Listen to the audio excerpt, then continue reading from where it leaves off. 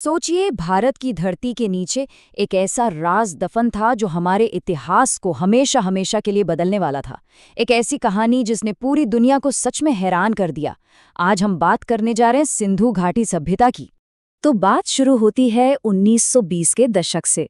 उस वक्त ब्रिटिश राज का ये मानना था, बल्कि वो तो दावा करते थे कि उन्होंने भारत को सभ्य बनाया है, कि यहाँ संस्कृति और व्यवस्था लाकर उन्होंने एक बहुत बड़ा काम किया है।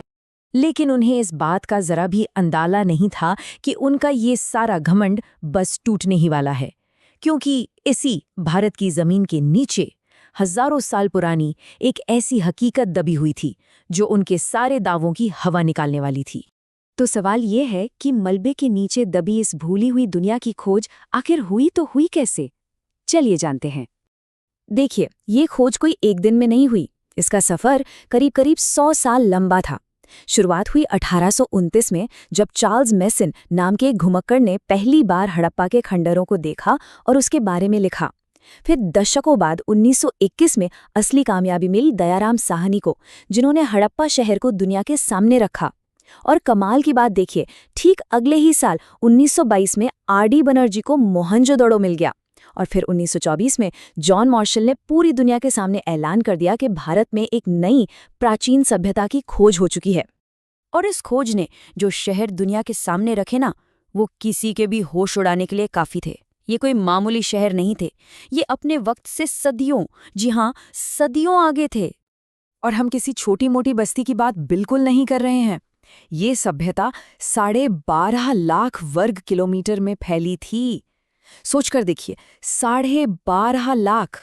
अब ये कितना बड़ा इलाका है, इसका अंदाजा ऐसे लगाइए कि उस समय की दो और महान सभ्यताओं यानी मिस्र और मेसोपोटामिया को अगर मिला भी दें तो भी सिंधु घाटी सभ्यता का एरिया उन दोनों से कहीं कहीं ज्यादा बड़ा था। इनके शहरों की बनावट भी बड़ी दिलचस्प थी। हर बड़े शहर को मोटे तौर पर 2 हिस्सों में बांटा गया था। एक हिस्सा था अपर माउंट, या जिसे हम गढ़ कहते हैं। ये ऊंचाई पर बना होता था। यहाँ बड़ी बड़ी इमारतें, अनाज के गोदाम और द ग्रेट बाथ जैसी पब्लिक जगहें होती थीं। और दूसरा हिस्सा था लोअर माउंट, यानी आम लोगों का शहर, जहाँ सब लोग अपने घरों में रहते थे। लेकिन जो बात सच में दिमाग घुमा देती है वो है इनकी इंजीनियरिंग। जरा सोचिए, आज से 5000 साल पहले सड़कें एकदम सीधी, एक दूसरे को 90 डिग्री पर काटती हुई, जिसे ग्रिड पैटर्न कहते हैं। हर घर में अपना बाथरूम और एक ऐसा ढका हुआ ड्रेनेज सिस्टम जो शहर के मेन सीवर से जुड़ा हो।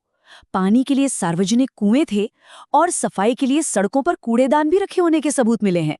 ये तो आज के मॉडर्न शहरों को टक्कर देने वाली बात है। तो ये तो साफ है कि ये लोग बेहतरीन प्लानर्स और इंजीनियर्स थे। पर उनका समाज कैसा था? वो लोग कैसे थे? चलिए ये भी देखते हैं। क्या एक ऐसी सभ्यता की कल्पना कर सकते हैं जहां शायद कभी कोई बड़ी जंग हुई ही ना हो? सुनने में अजीब लगता है ना, पर आज तक की खुदाई में न तो कोई बड़ी सेना होने के सबूत मिले हैं, न ही बहुत भारी मात्रा में हथियार। ऐसा लगता है जैसे ये एक बेहद शांतिप्रिय समाज था।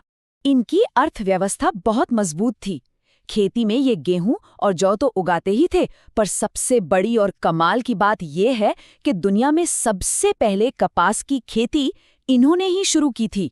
और इनका व्यापार सिर्फ आसपास तक नहीं था, ये मेसोपोटामिया जैसी दूर की सभ्यताओं के साथ भी ट्रेड करते थे, जो इन्हें मेलुहा के नाम से जानते थे। और ये सारा लेन देन होता था एकदम सटीक वजन वाले बाट, नाप के औजारों और अपनी खास मोहरों के इस्तेमाल से। मतलब पूरा सिस्टम बना हुआ था। हम इनके बारे में इतना सब कुछ तो जान गए हैं, लेकिन एक ऐसी पहेली है, एक ऐसा राज जो आज भी अनसुलझा है, और वो है इनकी भाषा, इनकी लिखावट, यानी इनकी लिपि। आखिर ऐसी क्या वजह है कि 100 साल की कोशिशों के बाद भी हम ये नहीं जान पाए हैं कि वो क्या लिखते थे? इसका जवाब समझने के लिए हमें रोज़ेटा स्टोन के बारे में जानना होगा। देखिए, मिस्र में एक ऐसा पत्थर मिला था जिस पर एक ही मैसेज 3 अलग-अलग भाषाओं में लिखा था। इनमें से एक भाषा थी प्राचीन ग्रीक, जिसे विद्वान पढ़ना जानते थे। बस, फिर क्या था? ये पत्थर एक तरह से प्राचीन गूगल ट्रांसलेट बन गया, जिसने मिस्र की पूरी लिपि का राज खोलकर रख दिया। और समस्या यही है, सिंधु घाटी के लिए हमें आज तक ऐसी कोई ट्रांसलेशन की या ऐसा कोई पत्थर नहीं मिला है जिस पर वही बात सिंधु लिपि और किसी जानी पहचानी भाषा में लिखी हो, और इसीलिए उनकी भाषा आज भी एक गहरा रहस्य बनी हुई है। हालांकि हम इसे पढ़ नहीं सकते, पर हमारे पास कुछ सुराग जरूर हैं। जैसे हमें ये पता है कि ये लिपि ज्यादातर दाएं से बाईं लिखी जाती थी। इसमें करीब 400 अलग अलग चिन्ह हैं और हर चिन्ह का मतलब शायद कोई एक शब्द या कोई एक ध्वनि होता है। और ये लिखावट हमें ज्यादातर छोटी छोटी मोहरों, ताबीज़ों और मिट्टी के बर्तनों पर मिली है। और अब आते हैं इस कहानी के सबसे बड़े और सबसे मुश्किल सवाल पर। आखिर इतनी शानदार, इतनी आगे बढ़ी हुई सभ्यता खत्म कैसे हो गई? आखिर हुआ क्या कि ये शानदार शहर वीरान हो गए? ये संस्कृति हमेशा के लिए खो गई? इसको लेकर कई अलग अलग थ्योरी हैं, पर मजे की बात यह है कि कोई भी पूरी तरह से साबित नहीं हो पाई है।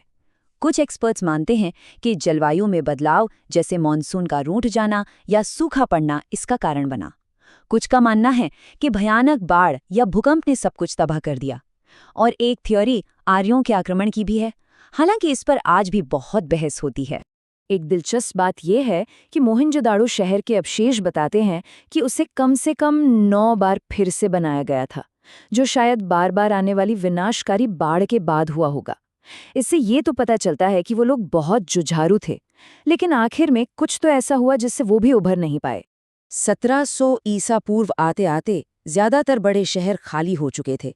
उनकी अनोखी लिपि, उनके एक समान बाट, उनके लाजवाब शहर, सब कुछ जैसे गायब हो गया। ये महान सभ्यता समय की धूल में कहीं खो गई। और ये हमें आखिर में एक बहुत बड़े सवाल पर छोड़ जाता है। सोचिए, अगर किसी दिन ये लिपि पढ़ ली गई तो हमें क्या क्या पता चलेगा? क्या ये खोज भारत के इतिहास को एक बार फिर से लिखने पर मजबूर कर देगी? ये एक ऐसा रहस्य है जिसके जवाब का इंतजार आज भी पूरी दुनिया कर रही है।